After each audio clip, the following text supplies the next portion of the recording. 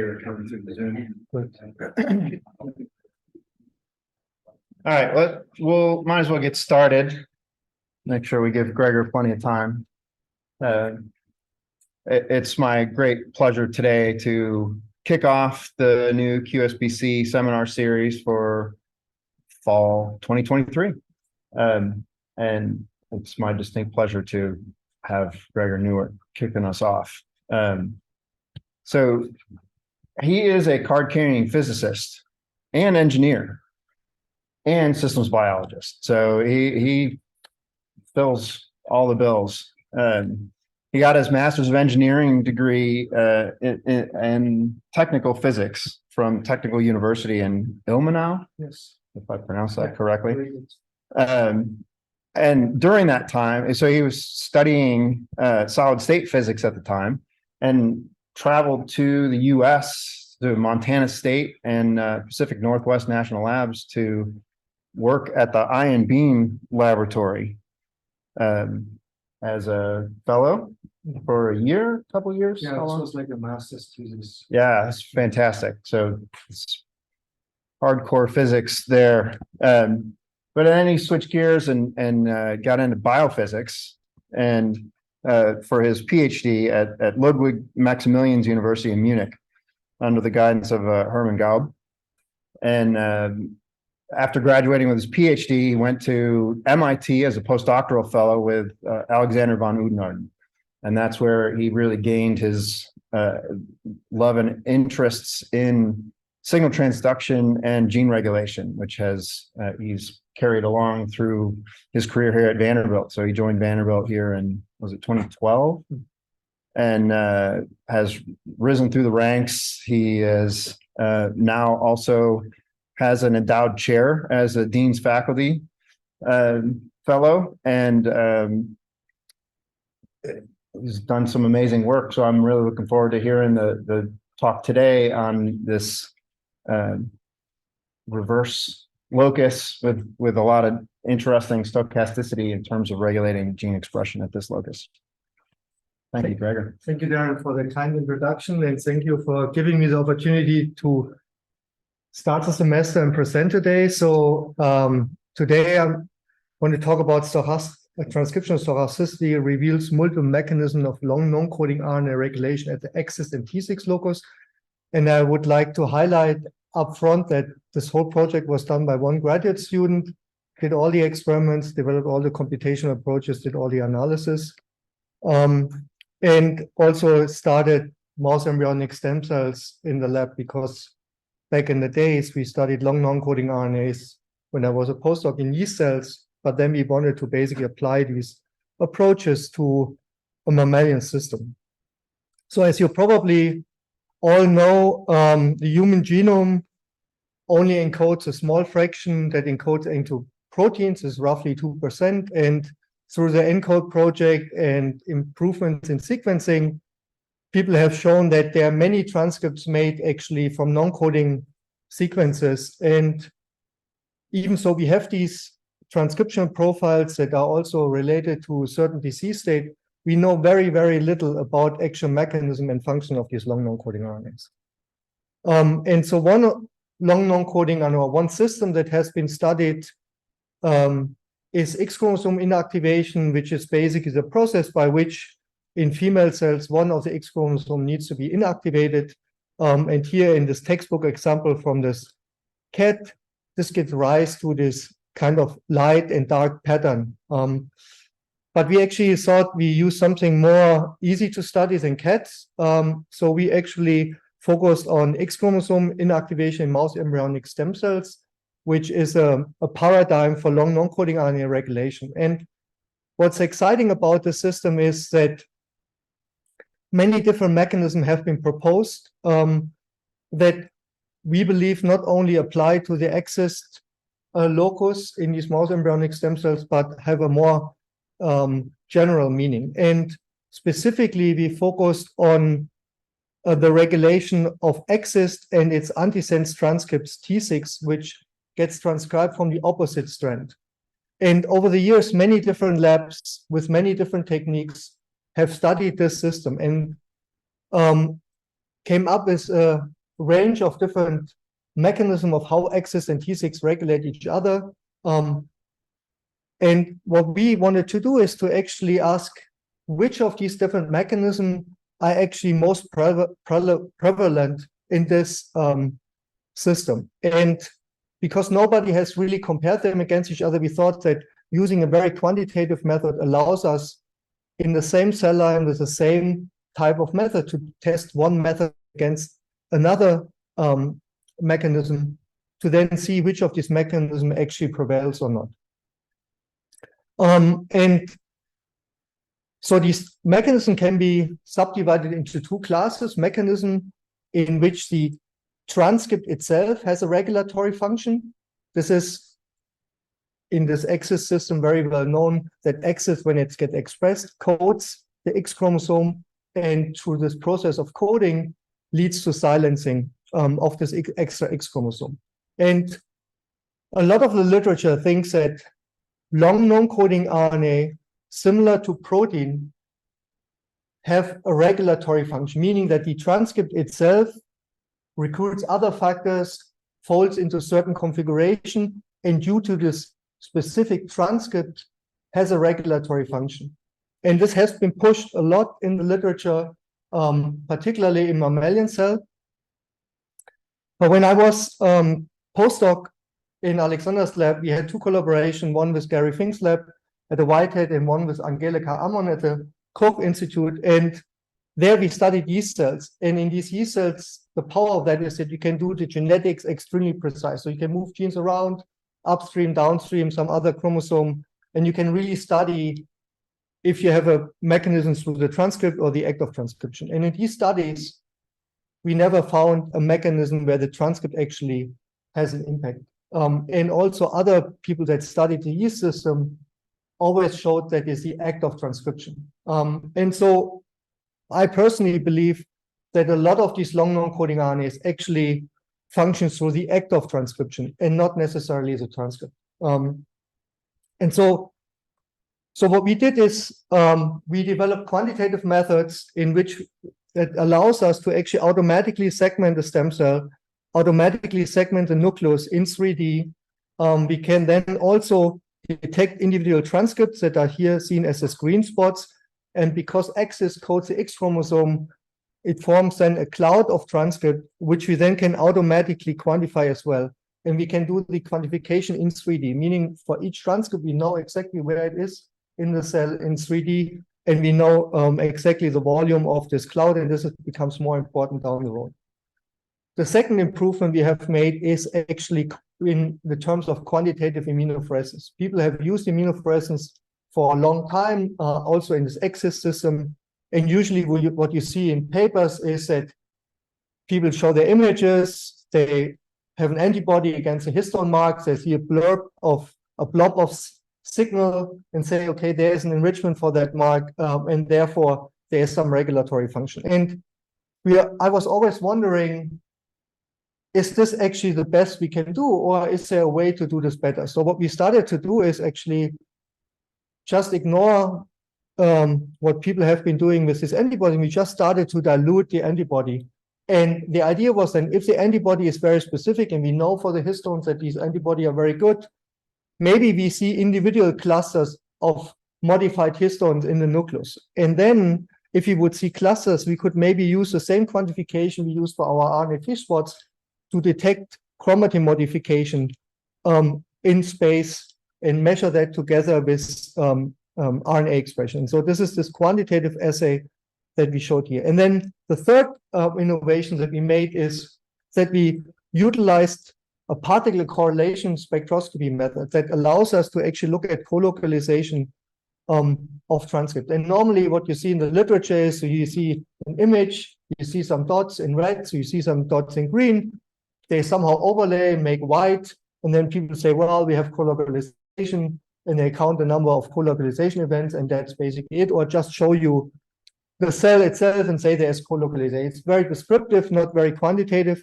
And so we use a method that is called particle correlation spectroscopy to quantify the co-localization, and then we expanded this approach in 3D. And so the other thing, what we also improved upon is the RNA fish methodology. So Xist, if someone follows a field, what you usually see is you see these transcription sites that are very bright, and you maybe see some clouds that look like this, but you actually never see individual transcript. And the reason for this is that the probes that people use to detect these transcripts are actually long probes. They are several kilobase pairs long, and they're actually not very efficient, I think, in detecting the RNA transcript. And we use the single molecular RNA fish methodology. And now what we see is not only do we see these sites of transcription and the clouds of Xist, but we can actually see individual transcript, which is blown up here, that are throughout the nucleus. And I was at a recent GRC conference where some people started to use this methodology as well there, and they think that Xist actually regulates other genes, not only on the X chromosome. So that's a whole new direction of how you can study now X chromosome silencing on autosome genes that we don't actually touch about, but that's what we can do as well. And so what we then did is we focused first on the transcript-based mechanism. And here, the two transcript-based mechanisms that have been proposed are mechanisms in which Xist and Tsix actually bind together. And the reason they can bind together is when you look at the locus, there is a sequence here that is complementary to each other. And so if you have Xist and Tsix expressed in the same cell, which is a requirement for them to actually bind together, then they have the ability to actually complement each other here through this sequence. And the idea or the mechanisms that have been proposed is that Xist and Tsix gets expressed in the same cell, bind then together, and then this recruits the RNAi machinery, which would then degrade this double-stranded sequence. Another mechanism that have been proposed is that binding of Xist to Tsix together would remove proteins that bind on Xist, and then this removal of these RNA binding proteins could then change transcription. And so we thought, okay, that's very easy to test with our RNA fish methodology. So what we did is we designed RNA fish probes that bind on the Tsix sequence and that bind on the Xist sequence, and they are designed specifically in such way that they bind on Xist and Tsix that do not overlap with each other. So this means that if you would actually see Tsix and Xist binding together, you would see co-localization of green and red. If they do not bind together, then there is another set of probes, which are these Rep-A probes that are specific to this repetitive sequence here that is labeled A.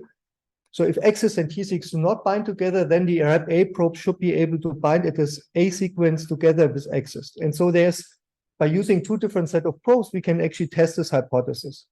And what we would see then in the cells is you would see an overlap of this signal if they are co-localized, and you see white spots. And if they don't bind to each other, you would see either green or red.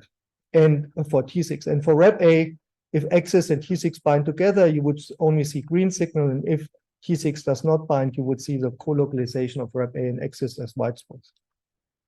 And the particle correlation spectroscopy works in such a way that you find these spots that I showed you here. You then go in the computer. I mean, this is all automated. Nobody has to do this by hand.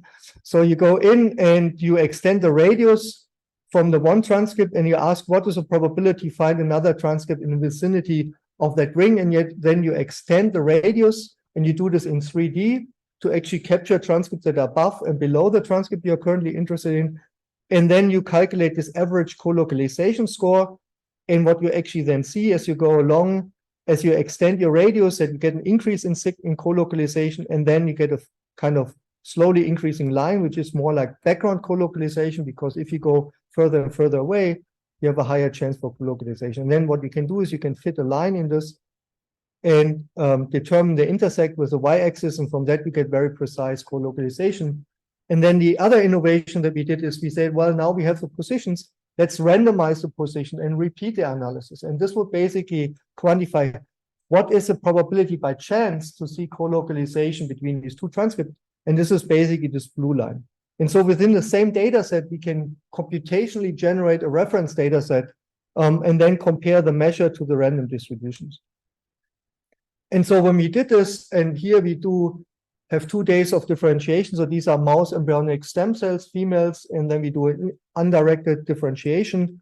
And what we see is that for Xist and Rep-A, there's a very high level of co-localization, which is this red signal or this blue signal. And when you have Xist and Tsix co-localization, it's basically this purple line here, which is basically the same as random co-localization. And so this is very low. And so from this, we conclude that Xist and Tsix cannot bind together. And this would basically invalidate the first 2 mechanisms. And then the third mechanism is a mechanism that in which T6 gets transcribed, then folds in a certain configuration, recruits chromatin modifying proteins to the T6 Xist location. And the idea then is if T6 actually recruit this protein, then this should change Xist expression comparison to random expression. And so in order to test this hypothesis, we then actually quantified the transcripts that are here in the cell. And so for this, what we basically do is we determine the RNA spots in 3D. So these are like maximum projections that you see here for better visualization. And when you just look at this image, you would think, well, this is like pretty clear. So this cell expresses Xist, this expresses T6. So there shouldn't be really a lot of like co-expression. But what we also then tested is, because people have previously used this kind of data to make statements about the regulation. And so what we did is we asked if we just have two genes that express at very variable levels, where you can have long tail distribution, which gives rise to this kind of L-shaped pattern, what would you express if they are like independently expressed? And they would show like this kind of declining population, but this doesn't mean, because this is random, they are just independently expressed. And so we use this kind of random distribution as a comparison. And so what we then did is we quantified in 3 different replica experiments Xist and Tsix expression, and we then plot this as a joint probability distribution in comparison to a scatter plot.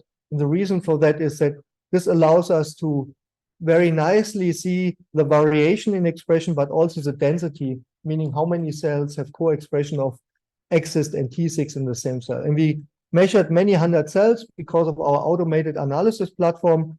And then we used Spearman correlation coefficient measurement to see how are they correlated.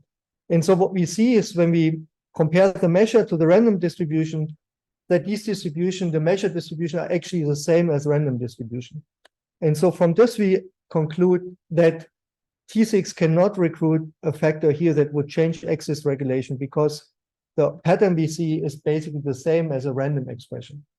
So from this kind of fairly simple analysis, we excluded all the proposed transcript-based mechanisms that exist right now for Xist and Tsix. And so then we thought, can we actually learn more about the act of transcription? So you actually want to know how is Xist regulated when they are actively transcribing. And in these RNA fish images, beside the individual transcript, you also see this very intense blobs here, which are sites of transcription. So the field believes that these are sites of transcription in which the polymerase actively transcribes. So you have multiple polymerases reading through the gene. They make RNA transcripts that are attached to the polymerase, and the probes will then detect these transcripts. And because you have many polymerases reading through this genomic region, you get a signal that is much higher than the intensity of an individual transcript. And we have developed algorithm that allows us to quantify not only the spots position and the number of spots, but also the intensity of individual spots. And from that, we can then determine what is the average intensity of an individual transcript compared to the transcription site. And from that, we can then compute how many nascent transcripts are in the site of transcription. And when we do that, we find that there is this L-shaped pattern in this data.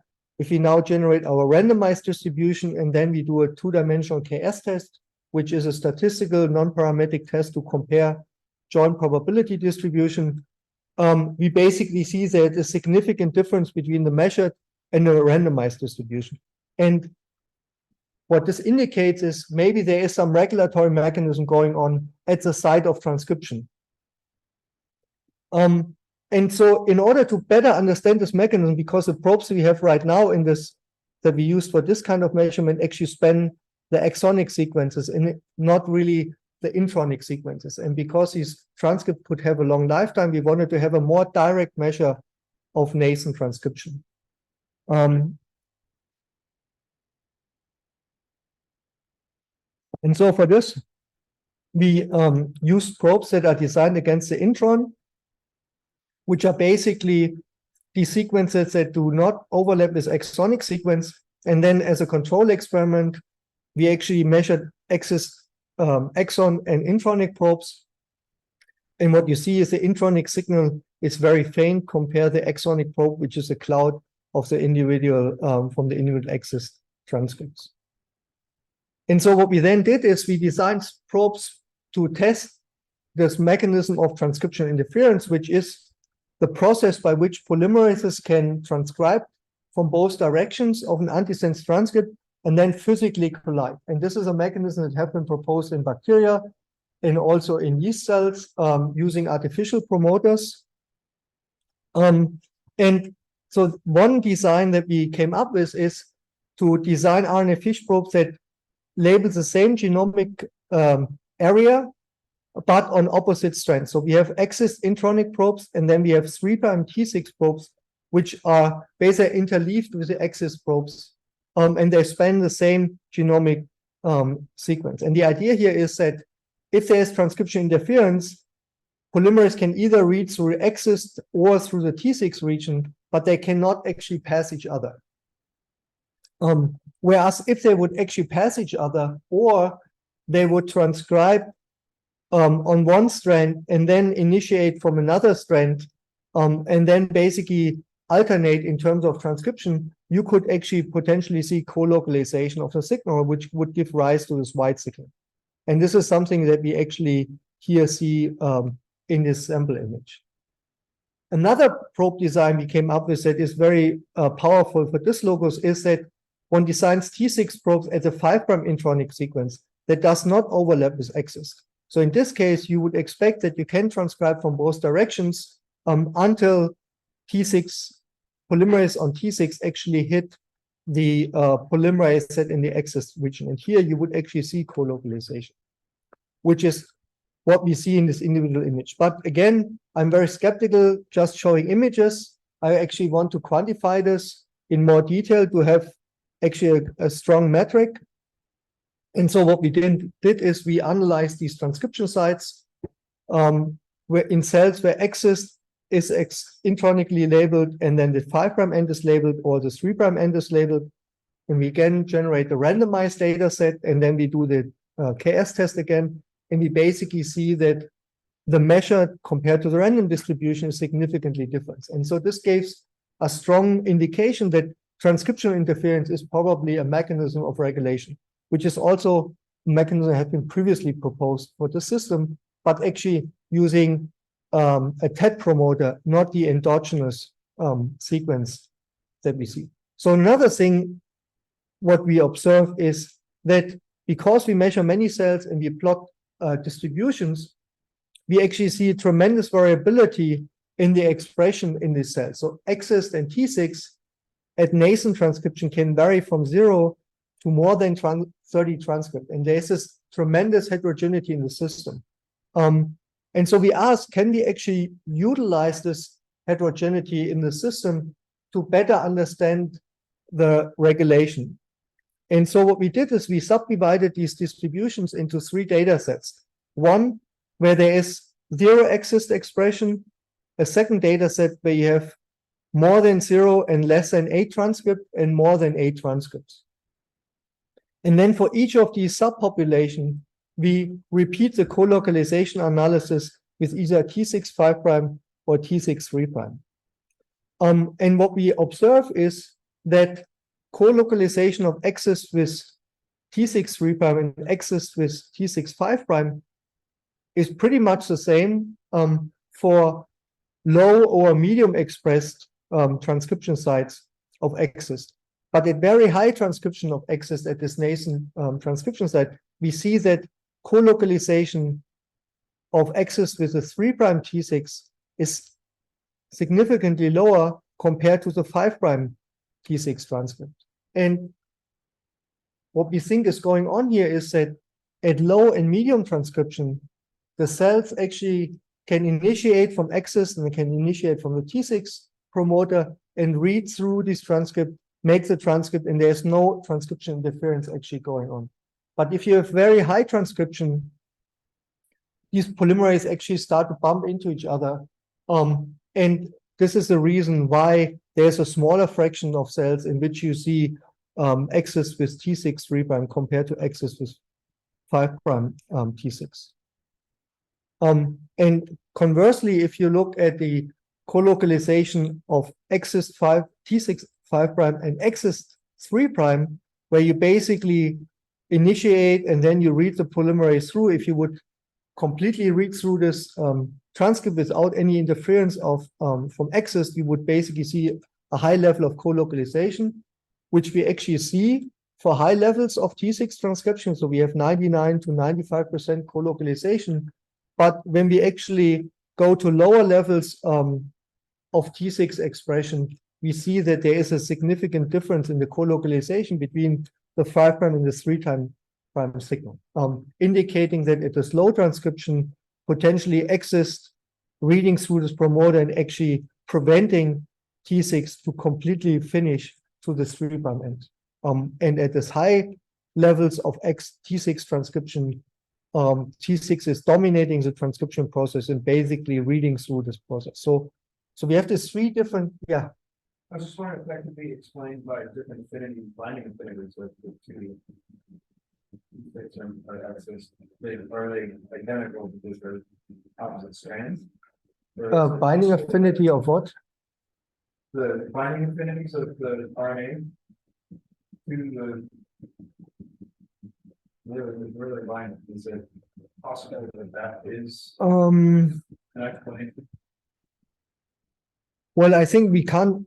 So based on this essay, we can't really make any statements about binding or not. Okay. I mean, both get transcribed from pol 2, and pol 2 is very strongly attached to the DNA, and you basically make these transcripts that are hanging out of the polymerase, and that's basically what we detect. So I don't say, I mean, I think the initiation rate could be different for Xist and T6 potentially, but again, we see when you look at the co-expression, we see very similar expression ranges for nascent transcript of Xist and Tsix. So we think that initiation is also very similar for these loci. So yeah, I can't say anything about binding. I'm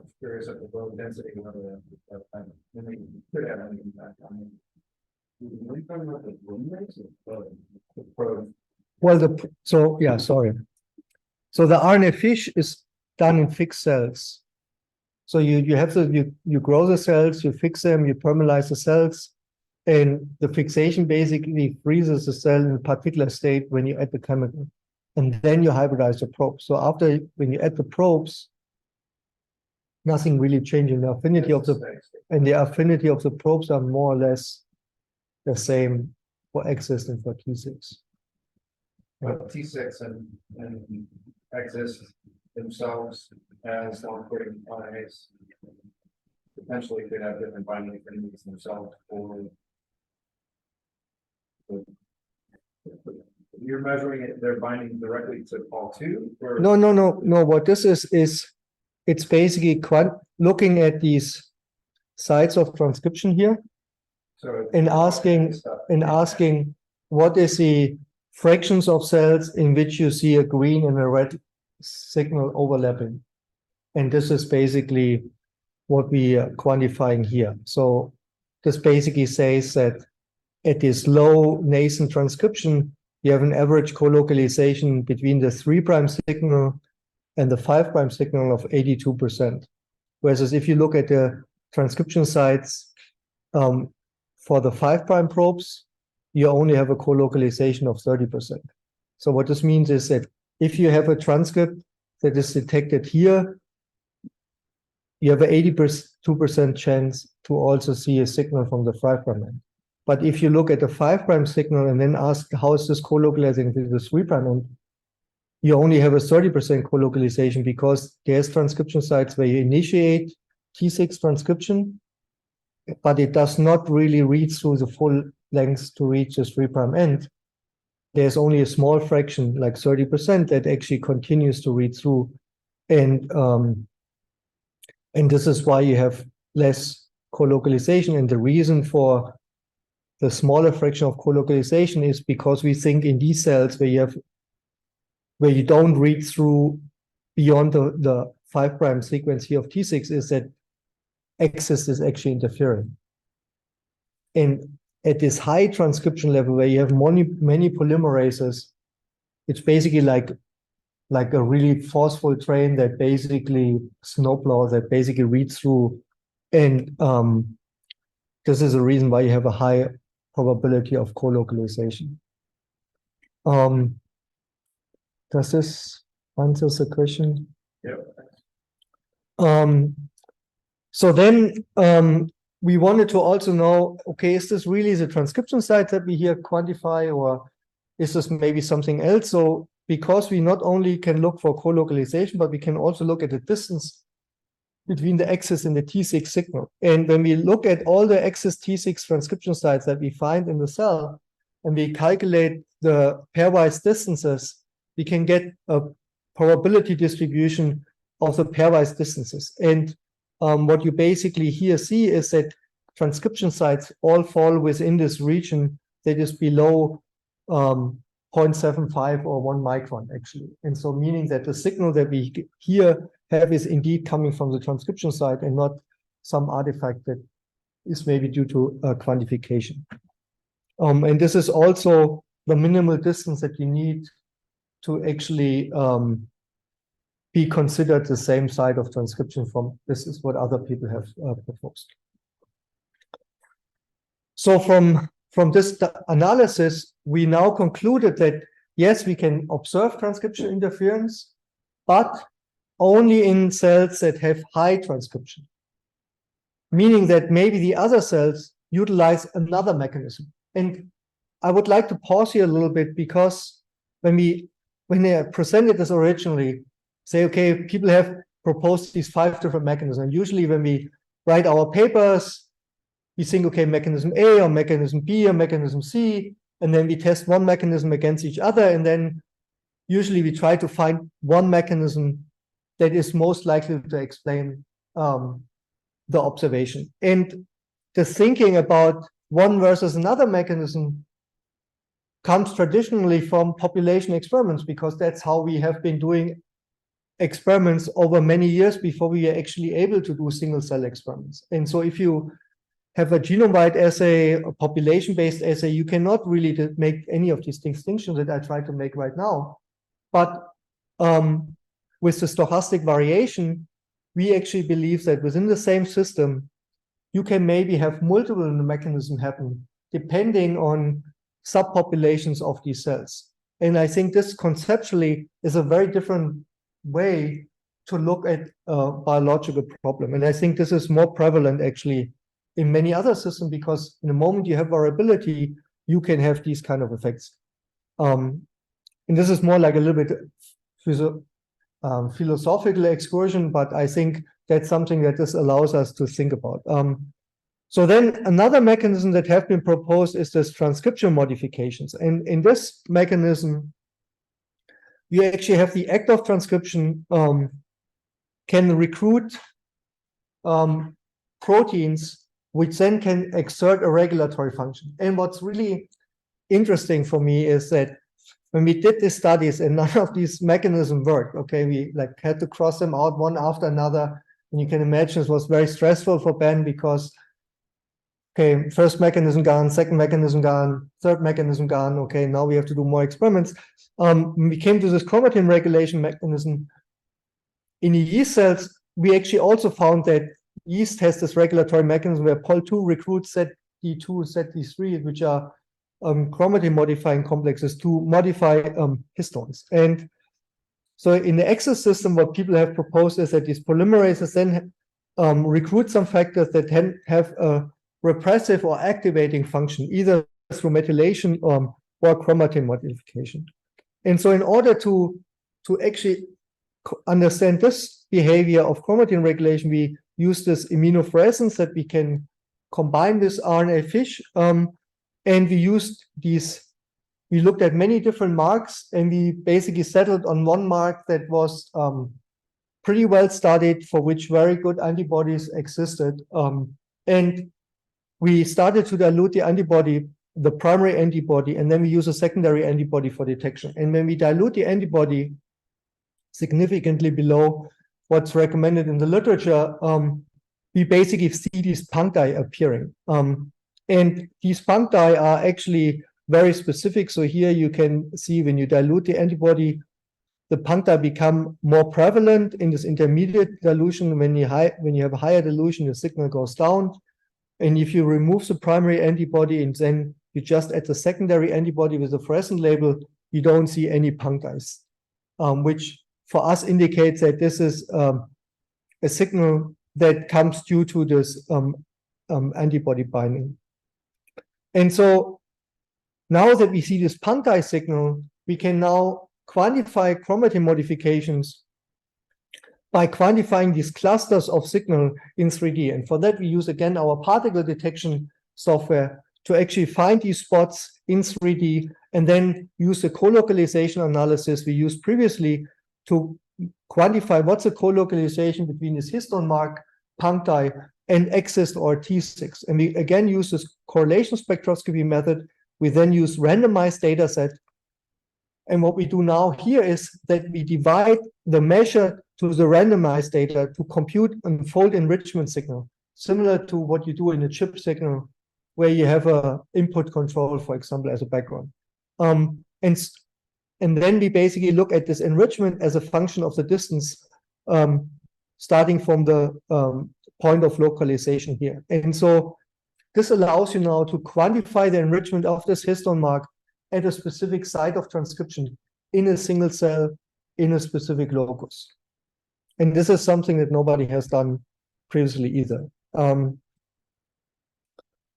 so this is basically how the signal looks like. So you have a green signal for the Xist intron, you have a T6 5' intron, and then you have these histone mark puncti. I don't know how we can turn down the light.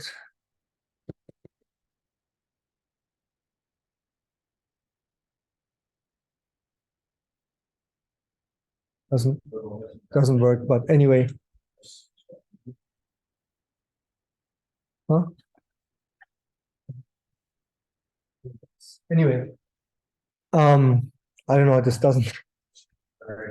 The smart system is not very smart today. So so anyway, you see this puncti here, and then we can do the co-localization. And so what we see then is that if you look at again these different bins of low, medium, and high nascent transcription of either T6 localizing with this H3K36 mark or Xist with this H3K36 mark, we find that as you have more nascent transcription of T6, you get more enrichment for this histone mark. And for Xist is actually the opposite, is that at low nascent transcription of Xist, you have more enrichment with this histone mark compared to high expression of Xist, where you have no enrichment with this histone mark. And because we measure Xist and T6 together with the histone mark in the same cell, we can actually look at the joint co-localization of Xist and T6 for each of these three different bins, and then compare that what is the probability to co-localize with a histone mark, and we compare that then to a randomized data set. And what we find is that at intermediate transcription level of Xist and T6, we find an 11-fold enrichment for this histone mark compared to any of the other expression level of Xist and Tsix. And we find this both if we do the analysis at the T6 transcription sites or the Xist transcription sites. And so from this, we conclude that at medium and low expression of transcription, we find this enrichment of the histone mark, but not very likely at high transcription. And maybe the reason for this is that at high transcription, polymerase read through the gene, they kick off the nucleosome, so they're not on there anymore, or at very low density, and therefore there's very low chance for co-localization with this histone mark.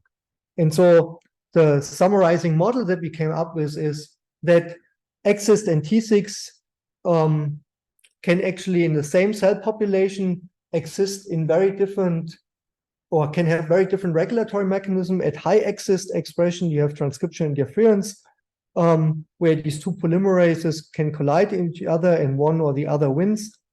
At medium transcription, some histones actually stay on the DNA, and there's actually cryo-EM data that this is actually the case, where polymerase can read through, unbind some of the DNA, then the histone hangs on there a little bit, and then the rest gets refolded and bound to that, and you can continue transcription. And then, and at this intermediate transcription, you basically make these histone modifications, and then at high T6 expression, you have the retention of this mark and repression of Xist. And the bigger implications of this study, besides Xist and T6, is that using systematic and rigorous comparison of many different mechanisms is a powerful way to actually study many other long non-coding RNAs. So what you can now do with the system is you can pick your long non-coding RNA of interest. This can be a sense-antisense transcript, can be another combination of orientation, and you can now design probes and test each of these different mechanisms one by one to then ask which of this mechanism could potentially be important for that long non-coding RNA. So you have basically a kind of a recipe of how you can systematically identify a potential mechanism that is not evident from any other approach. We also believe that because of stochastic gene expression, which is a fundamental property of transcription, which is observed from viruses to human, this can be also utilized in many other systems. And this means that within the same cell population, you could potentially have multiple mechanisms going on at the same time, and not just one or the other that you would conclude from a population-based assay. And then third, this approach of diluting the antibody, I mean, it's very easy, okay? It doesn't take a lot. You can do this basically for any protein. And so now I think this is a very broad methodology that can be applied for other RNA protein interaction, maybe even DNA protein interaction, if you think about mutations in different cancers, and maybe even RNA protein interactions. And so the time will tell how far this can be applied to other methods. And on the end, I'd like to thank Ben, who has taken on this project, which was very new to the lab, and he has put tremendous amount of work into this. And his background is actually math, minor in math, and major in neurobiology. And his strength is really the quantitative approach, the statistics. And I also like to thank the funding sources, and I'm happy to answer your questions.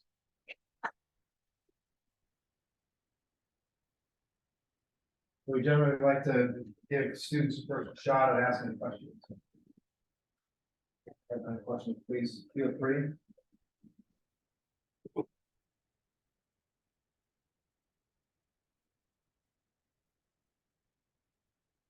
Don't be shy.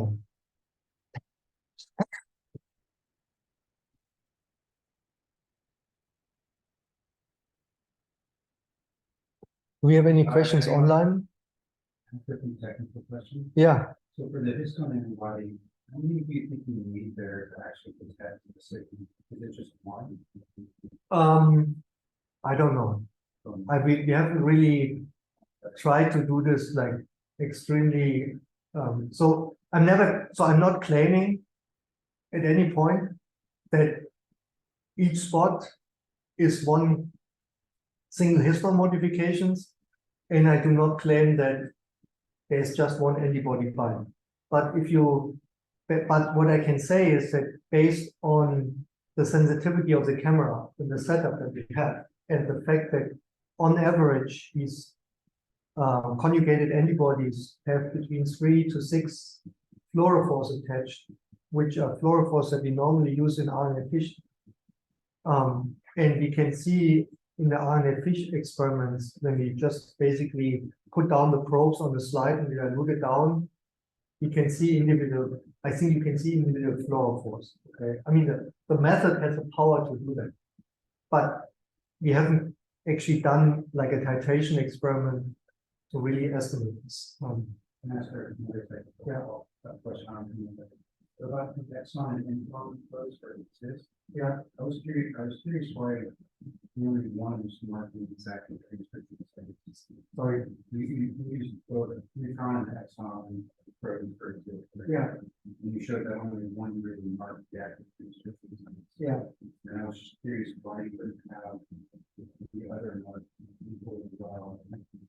It's a naive question. Yes. Well, I think this is yeah, good point. So there's two ways to answer this. So as you can see in this image here, so basically the left side of the image, you see that within the same cell population, there's tremendous heterogeneity in the green signal. So there are cells that have basically no expression. There are cells that maybe here have like a couple transcripts. Here, this has very few transcripts. And then there are cells that are like saturate out the detector, okay, where you have hundreds of transcripts in it. And this is because of, could be stochasticity in the expression, could be also because we do under-directed differentiation. And so what this means is that when you would quantify this, you get distributions which are potentially very long tail, meaning that you have some cells that have very high expression, and then if you have cells that have low expression, they would fall into that. And if they are just, if you now have Xist and Tsix expressed in here, just by chance, because of the characteristics of this promoter, you can by chance see only one or the other, okay? And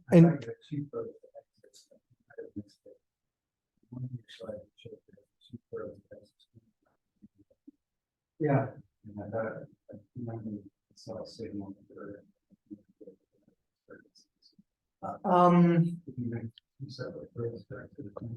So yeah, each, sorry, I maybe didn't explain this correct.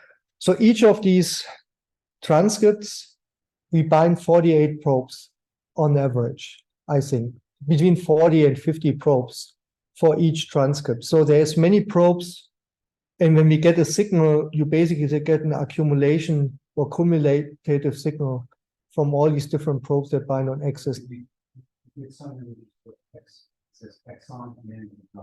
Yeah, sorry. Yeah. And so what I'm curious about here, why you would signal for just the exon there and an active site of transcription. Are you saying active site of transcription? Yes. So basically, the probes are designed that they can, both of them can bind onto Xist, okay, but the intron gets spliced out very rapidly, and therefore you only see this kind of one spot here, and you don't really see intronics. So yes, yeah. So we do actually see signal from individual introns away from the site of transcription, and this is what we actually use for quantification. Oops, sorry. Yeah, I cut it. I made the slide before I cut it out. It's like here on the bottom of the desk. So basically, we have enough intronic signal that we can get these intensity distribution also. But they're very faint and they get degraded very rapidly. You need like a lot of statistics to actually show it. But the method is sensitive enough to see this difference. Yeah.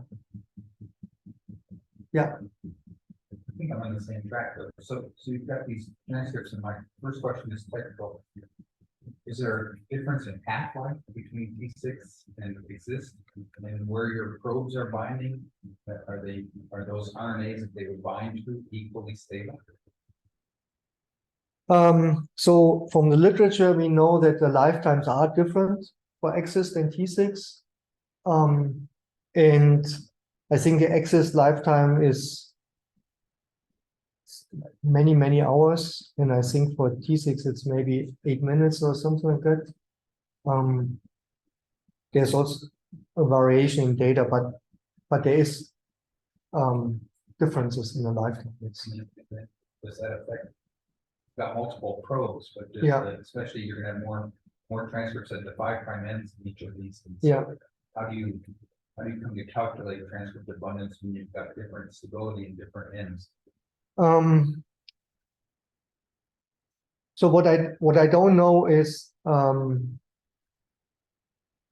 so I know that there's differences between Xist and T6. What I do not know is that what is a process of degradation for these transcripts. So if, for example, the RNA would be always degraded from the 3' end, okay, then you could like imagine that you would see a differential expression pattern just based on that, okay? Which would affect your co-localization. Yes, but the collocal is, well, for the, so here,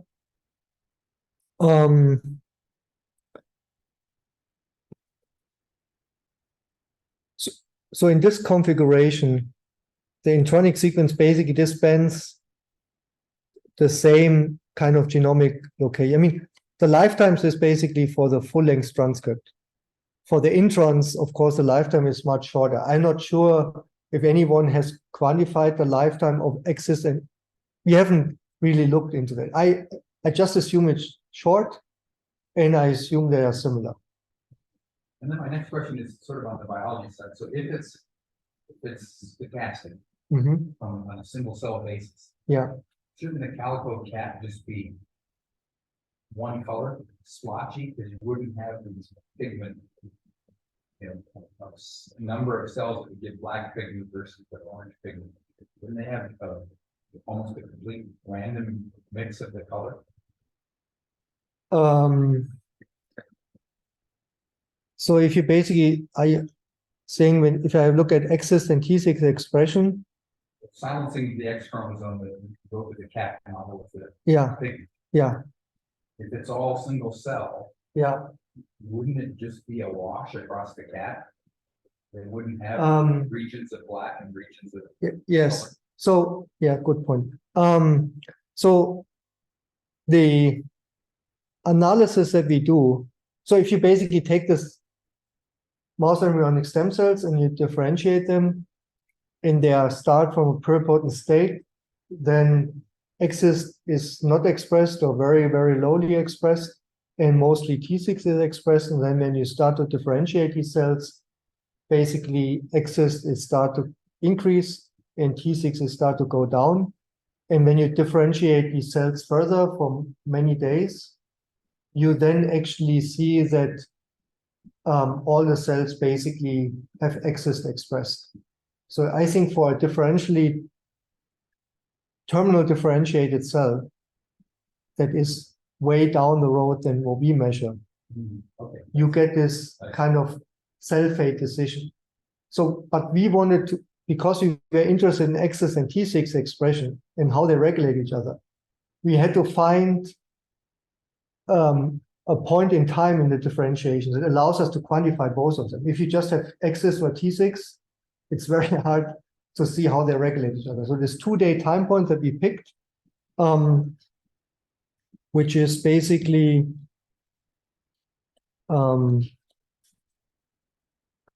so this is the fractions of cells that have either one cloud or two clouds. Black is 1, 2 is green.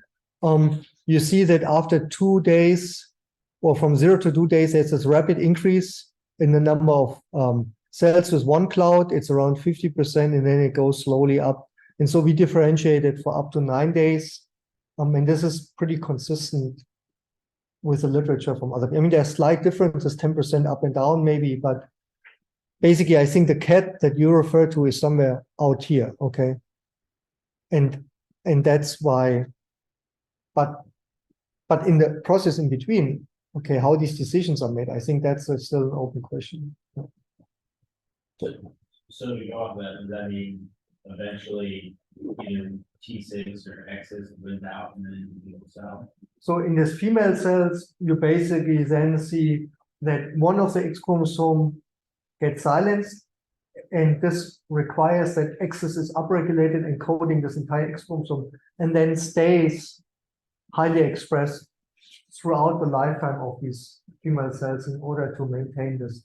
But the other copy, the other X chromosome, there you have T6 expressed and not Xist expressed. So when you look in a cell, you see then two different signals. You see one area where X is expressed, another area where T6 expressed, which marks the two different copies. Okay. I have another technical question. So I can understand how when you're looking at the spots, you can have some type of idea of abundance based upon the intensity or size of the spot. How can you quantify it to particularly 1 or 10 transcripts? I mean, how can you confidently say it's one transcript? I don't understand.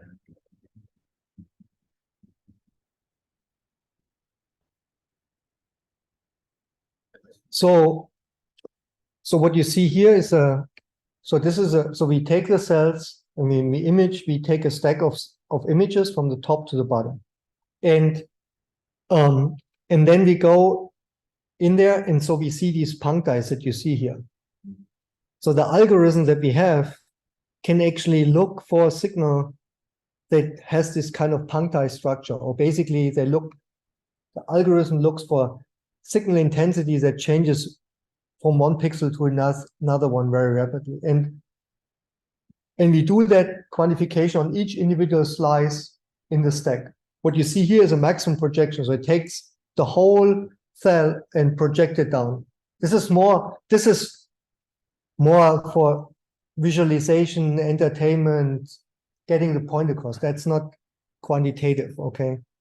But we have a really high resolution, so we can detect this individual transcript. And then we not only get for each transcript where they are in 3D, but we know what the intensity of each of these spots is. So the integrating up the intensity of the spot is basically a measure how many probes bind. And from that, we get these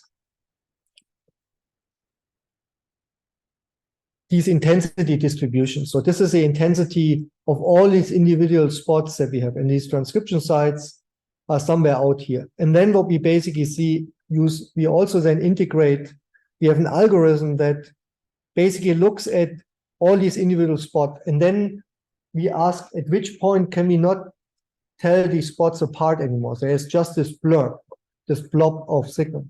And then we basically draw automatically a boundary around us. And we do this in 3D. So you basically have a kind of a ellipsoid of signal. And then we integrate up the fluorescence intensity in this whole ellipsoid throughout the cell, okay? So we get a fluorescence signal for this whole ellipsoid. And then we take that total intensity and we divide that by the average intensity of one of these individual spots. And from that, we get these number of nascent transcripts in the site of transcription. We have done this previously in yeast. Works extremely well, much better than I expected. So I think it was spatial resolution to differentiate between, a puncta with, say 10 transcripts coming out of it as opposed to 1. so when you look at these individual transcripts that you see here, that are separated from each other. So you can basically detect where the transcripts are. You can then also look, do they overlap or not? So we actually do an analysis for this. We separate out what is all a single Gaussian distribution versus a double Gaussian distribution. We also fit two Gaussians into them. So we do a lot of analysis on this stuff. And so we can basically get to a point where we can, for the majority of transcript, really identify individual transcripts. And then we can, and we think that these individual puncti are one transcript. And people have, Raj, when he introduced the method originally, he actually tested this using two different colors of probes, interleaved like red, green throughout. And then they basically used half the probe and again half the probe. So 40 probes, 20 probes, 10 probes. And then they ask how many transcripts do they detect if you have fewer spots. And they basically saw that they basically detected roughly the same number of transcripts. At some point, if you don't have enough probes anymore, you lose signal, okay? But if you have enough probes, you basically just increase the intensity of the spot, but you don't increase the number of spots. Does this make sense? Yeah. Okay. All right, then we're a little over time, so Yeah. we'll shut it down there. Although Ben did have a response. Can you see in the chat, he had a response to the account that he had. Yes, let me look at this.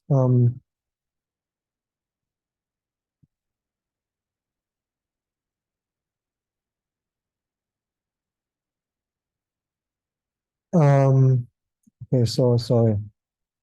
Which is this a